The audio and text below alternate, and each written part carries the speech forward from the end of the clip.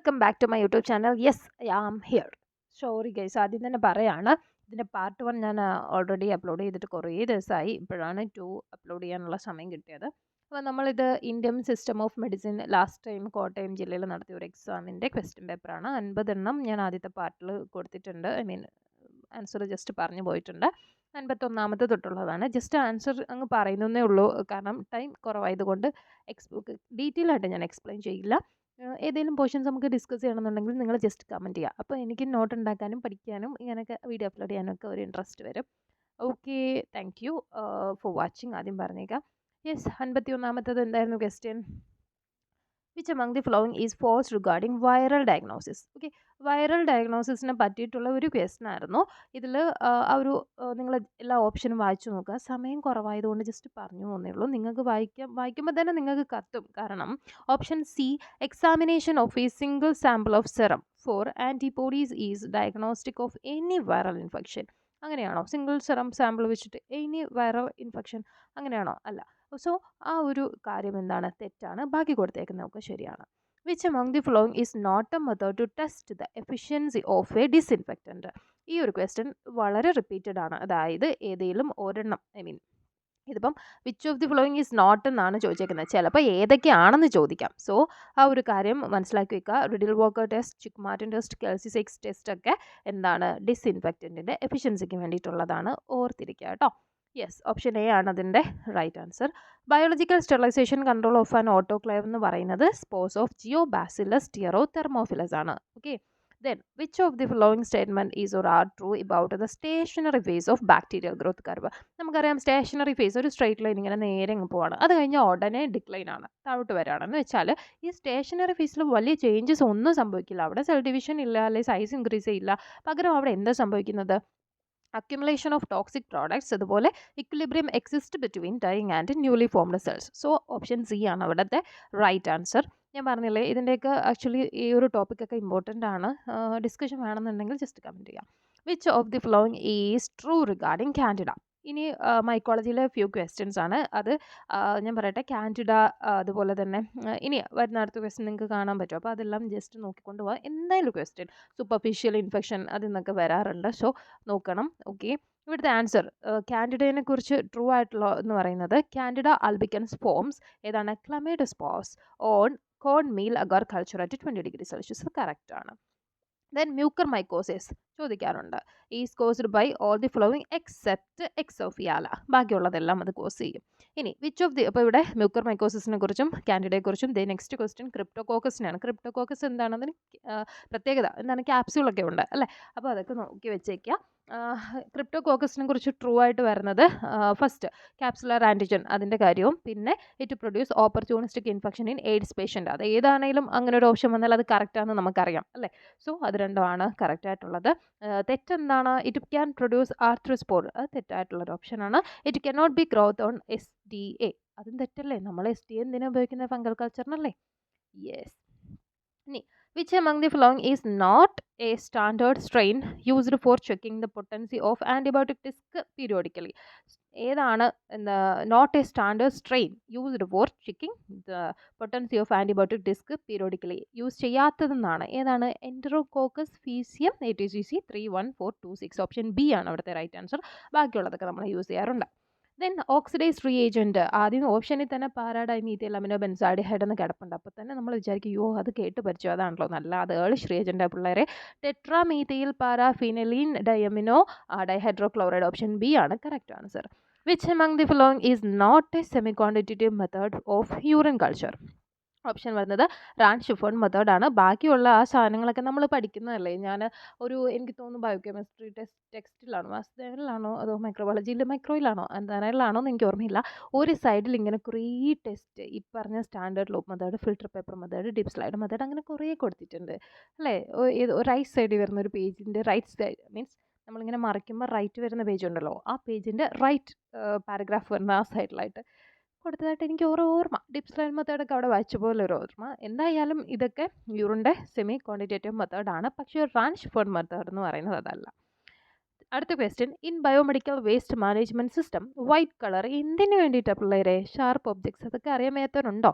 അറിയാൻ മേത്തരുണ്ടെങ്കിൽ നിങ്ങളുടെ ശ്രദ്ധയ്ക്ക് ഒരു ക്വസ്റ്റ്യൻ ഷുവറാണ് ഈ BMW നിന്ന്, ബയോമെഡിക്കൽ വേസ്റ്റ് മാനേജ്മെൻറ്റ്.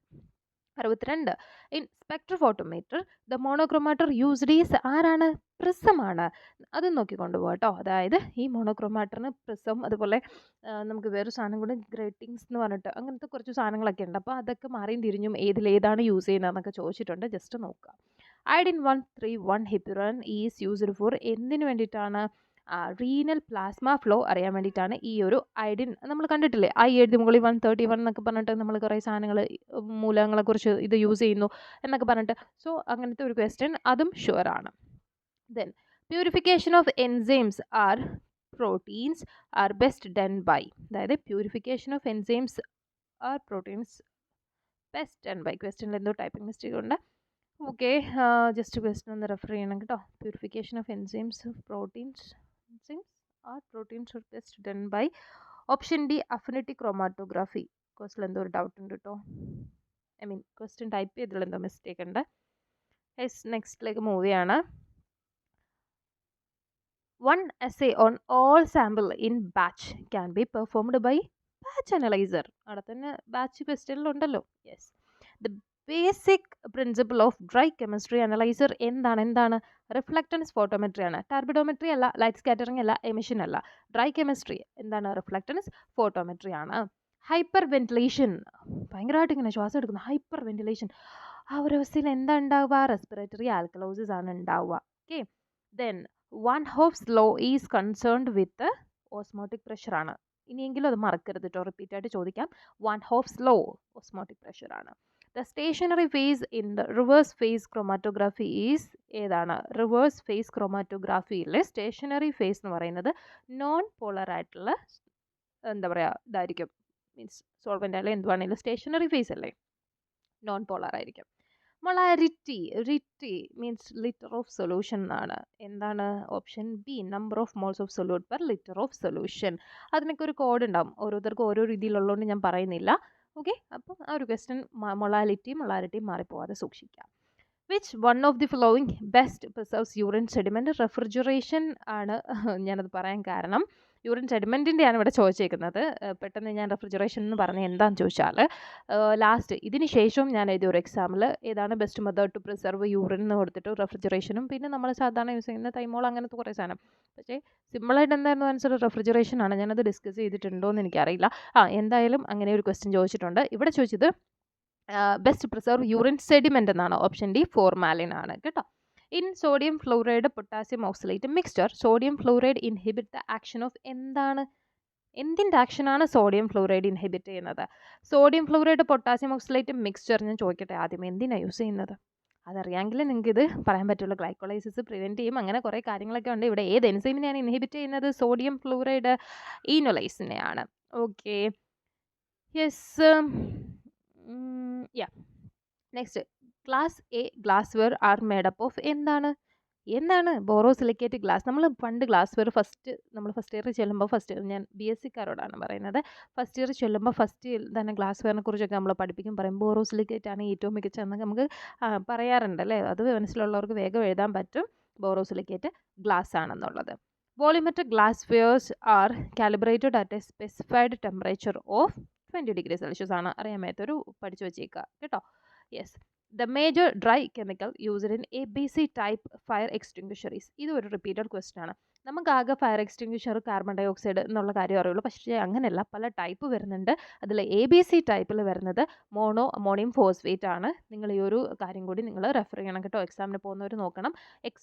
ഫയർ എക്സ്റ്റിങ്ക്വിഷറിൽ പല ടൈപ്പ് ഉണ്ട്. ആ ടൈപ്പിലൊക്കെ യൂസ് ചെയ്യുന്ന സാധനങ്ങൾ. Okay, which one of the following is not a laboratory accreditation agency? ഏതാണ് ഗൈസ്? NABL, CAP, ISO ഇതൊക്കെ നമുക്ക് പരിചയമുണ്ട്. CDSCO ആണ് എന്തെന്ന് പറയുന്നത്, നമ്മുടെ ലാബുമായിട്ട് ബന്ധമില്ലാത്തത്. Which of the following is a secondary standard chemical? ഏതാണ്? സോഡിയം ഹൈഡ്രോക്സൈഡ് ആണ് ഈ കൊടുത്തേക്കുന്നത് secondary standard chemical.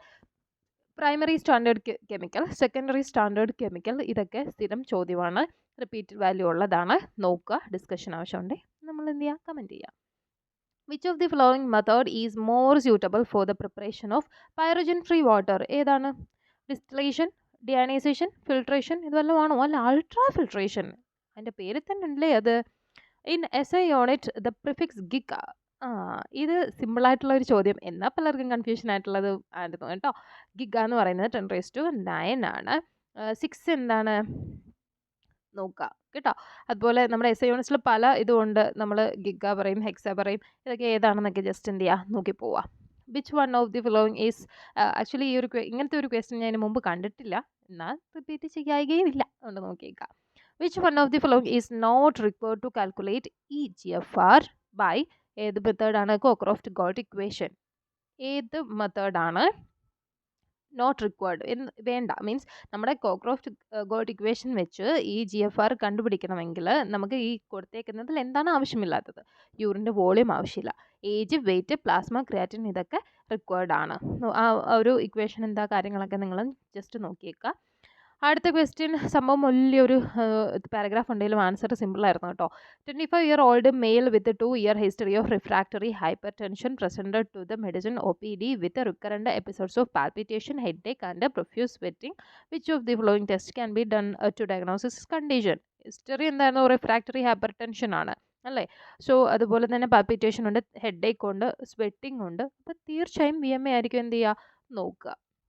The test use to detect ഏതാണ്? മ്യൂക്കോപോളിസാക്കറൈഡീസ്. ഏതാണ് ഈ കൊടുത്തേക്കുന്നതിൽ?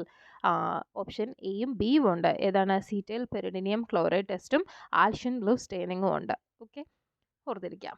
Then true statement regarding amphetamine abuses is ഏതാണ്?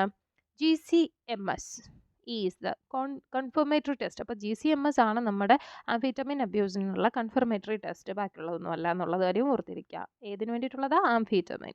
The test use to detect presence of hydrochloric acid in gastric juice. ഏതാണ്? കുറേ ടെസ്റ്റ് കൊടുത്തിട്ടുണ്ട്. ഈ ടെസ്റ്റ് എന്താണെന്നൊക്കെ ജസ്റ്റ് നിങ്ങൾ ഗൂഗിളിലെങ്കിലും എന്ത് ചെയ്യുക, റെഫർ ചെയ്ത് നോക്കിയാൽ നിങ്ങൾക്ക് അത് ഉപകാരപ്പെടും. ഇവിടെ നമുക്ക് HCl കണ്ടുപിടിക്കണം എന്നുണ്ടെങ്കിൽ ഏതാണ്? ജീൻസ്ബർഗ് ടെസ്റ്റ് ആണ്. ഓപ്ഷൻ സി ആണ് answer. Then pH 8.6 is suitable for serum protein electrophoresis because എന്തുകൊണ്ടാണ്? pH 8.6 all proteins are negatively charged ആയിരിക്കും. At higher pH there is chance of denaturation അല്ലേ.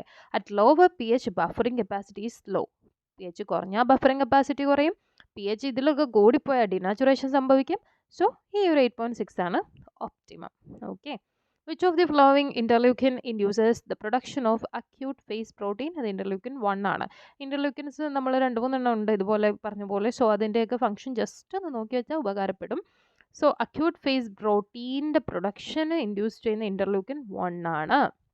Which one of the following statement is incorrect regarding monoclonal antibodies? എന്താണ്?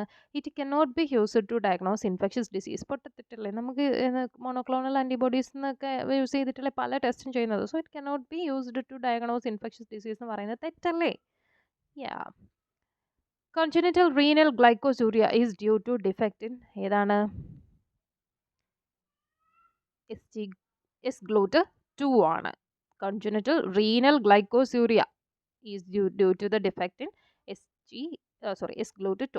ഇതുപോലത്തെ ഇച്ചിരി ഒരു ടഫായിട്ടുള്ള സാധനങ്ങളാണ് ഇതൊന്നും. നിങ്ങളൊന്നും വലിയ കോച്ചിങ്ങൊന്നും ഇല്ലാത്തവരൊന്നും നോക്കിയിട്ട് പോലും ഉണ്ടാവില്ല. സോ ഇത്തരം സാധനങ്ങൾക്ക് പ്രതീക്ഷിക്കാം DMA കേട്ടോ. Neuro psychiatric manifestation can be seen in all the flowing except എവിടെയാണ്?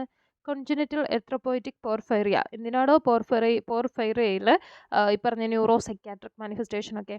അതേസമയം ഹെറിഡിറ്ററി കോപ്രോപോർഫൈറിയയിലും പിന്നെ പല ടൈപ്പ് ബാക്കി വായിക്കാനൊന്നും വയ്യ, സമയമില്ല, അത് കാരണം അതിലൊക്കെ ഉണ്ടാവും. പക്ഷേ കോൺജനിറ്റൽ എർത്രോപോയിറ്റിക് പോർഫൈറിയയിൽ എന്നുണ്ടാവില്ല, ന്യൂറോ സൈക്കാട്രിക് പ്രോബ്ലം ഒന്നും ഉണ്ടാവില്ല. ഓൾ ദി ഫ്ലോ നിങ്ങൾ ഈ പോർഫൈറിയ നോക്കണം കേട്ടോ. മഞ്ഞപ്പിത്തവും പോർഫൈറിയ അങ്ങനത്തെ സാധനങ്ങളൊക്കെ ജോണ്ടിസ് പിന്നെ പോർഫൈറിയ ഇങ്ങനത്തെ സാധനങ്ങളൊക്കെ നിങ്ങൾ ജസ്റ്റ് നോക്കി പോവുക, ചോദ്യങ്ങൾ ഉറപ്പാണ്. All the following statements about thalassemia are true except ഏതാണ്? Alpha thalassemia major is compatible with life എന്നുള്ള പോയിന്റ് തെറ്റാണ്. ഈ തലാസീമിയയെ കുറിച്ച് വലിയ പിടി എനിക്കില്ല, ഞാൻ പഠിക്കാൻ മാറ്റി വെച്ചേക്കുന്ന ഒരു വിഷയമാണത്. ഇപ്പോൾ പഠിക്കുകയാണെങ്കിൽ ഞാൻ എൻ്റെ നോട്ട്സൊക്കെ ഇട്ടേക്കാം. ഞാൻ പ്രിപ്പയർ ചെയ്യുന്നത് നിങ്ങൾക്ക് യൂട്യൂബിൽ അപ്ലോഡ് ചെയ്യും. സോ അതുകൊണ്ട് ഇതിനെക്കുറിച്ച് ഞാൻ ഡീറ്റെയിൽ ആയിട്ട് പറയുന്നില്ല. ആൽഫ തലാസിമിയ ബീറ്റ കുറച്ച് സാധനമുണ്ട്, പക്ഷേ സംഭവം സിമ്പിളാണ്. പക്ഷേ എനിക്കത് പെട്ടെന്ന് കത്താറില്ല മീൻസ് ഞാനത് പഠിച്ചിട്ടില്ല, ജസ്റ്റ് എവിടേക്കോ വായിച്ചിട്ടുണ്ട് പലതും. അതുകൊണ്ട് ചെറിയ ചെറിയ പോയിന്റ്സ് എന്തൊക്കെയോ അറിയാം, പക്ഷേ എന്നാലും ഡീറ്റെയിൽ ആയിട്ട് നോക്കണം എന്ന് വിചാരിക്കണം.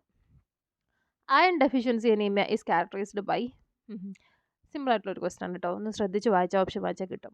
അയൺ ഡെഫിഷ്യൻസി അനീമിയ ആണ്. സോ ഫെറിറ്റിൻ കുറവായിരിക്കും, ട്രാൻസ്ഫറിൻ ഇൻക്രീസ്ഡ് ആയിരിക്കും, കാരണം ഇതിനെ കൊണ്ടുപോകണ്ടേ, മീൻസ് അയൺ ഡെഫിഷ്യൻസി ആണ്, അപ്പോൾ അയൺ ട്രാൻസ്ഫറിങ് എന്തായിരിക്കും, കൂടുതലായിരിക്കും. TIBC ടോട്ടൽ അയൺ ബൈൻഡിങ് കപ്പാസിറ്റിയും കൂടുതലായിരിക്കും. ഇത്രയേ ഉള്ളൂ, സിമ്പിളാണ്. ഓപ്ഷൻ കണ്ടൊന്നും ഡൗട്ട് അടിക്കണ്ട. DNA replication in prokaryotes is characterized by presence of single origin of replication site. Okay. Replication, പിന്നെ കുറച്ച് സാധനങ്ങളുണ്ടല്ലോ അതുപോലത്തെ. ട്രാൻസ്ലേഷൻ, ട്രാൻസ്ക്രിപ്ഷൻ, ഇതൊക്കെ ജസ്റ്റ് നോക്കി പോകണം. ജസ്റ്റ് അല്ല, അതൊക്കെ നന്നായിട്ട് നോക്കി പോകണം കേട്ടോ. During translation, GTP is utilized in all the following steps except, എവിടെയാണ് ഉപയോഗിക്കാത്തതെന്നാണ് ചോദ്യം. Formation of 48S initiation complex, അവിടെ നമ്മൾ ഈ പറഞ്ഞ സാധനം GTP ഒന്നും യൂസ് ചെയ്യുന്നില്ല. ബാക്കി ഇതും ഒക്കെ ഒരു ടഫ് ലെവൽ, അല്ലെങ്കിൽ നമ്മളൊന്നും ചിന്തിക്കാത്ത മീൻസ് ഡീറ്റെയിൽ ആയിട്ട് പഠിക്കുന്നവരുടെ കാര്യമല്ല ഞാൻ പറയുന്നത്. സിമ്പിളായിട്ട് എക്സാമിന് ജസ്റ്റ് ഒരുവിധം അറിയാവുന്ന കാര്യങ്ങളൊക്കെ വെച്ച് പ്രിപ്പയർ ചെയ്യുന്നവരൊക്കെ വിചാരിക്കാത്ത ക്വസ്റ്റ്യൻസ് ആണ്. നിങ്ങൾ ഈ പറഞ്ഞ ട്രാൻസ്ലൊക്കേഷനും ടെർമിനേഷനും അതുപോലെ തന്നെ 80Sഉം 40Sഉം ഒക്കെ നോക്കിയിട്ടുണ്ടാകും. ഈ 48S ഇനിഷ്യേഷൻ കോംപ്ലക്സ് ഒന്നും എന്ത് ചെയ്യില്ല, ചിന്തിച്ചിട്ട് കൂടി ഉണ്ടാവില്ല. ട്രൂ സ്റ്റേറ്റ്മെൻറ്റ് റിഗാർഡിങ് കോസ്മെറ്റ്, എന്താണത്?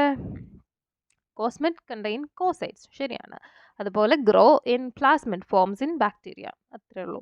Several 100 kilo bases of DNA can be inserted എന്നൊക്കെ പറയുന്നത് അങ്ങനൊന്നും പറ്റില്ല.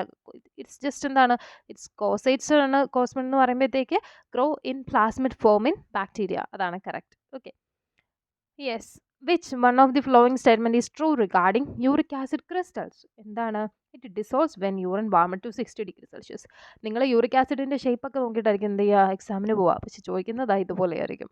അപ്പോൾ ഒരു ഡൗട്ട് അടിക്കും. അപ്പോൾ ഓർത്തിരിക്കുക, യൂറിക് ആസിഡ് 60 ഡിഗ്രി സെൽഷ്യസിൽ നമ്മൾ യൂറിൻ വാം ചെയ്യുകയാണെങ്കിൽ ഡിസോൾവ് ആയി പോയിക്കോളും. ഓക്കെ, ബാക്കിയെല്ലാം തെറ്റാണ്. പത്തോളജിക്കൽ കണ്ടീഷനിൽ മാത്രമേ കാണത്തുള്ളൂ എന്ന് പറഞ്ഞാൽ തെറ്റാണ്.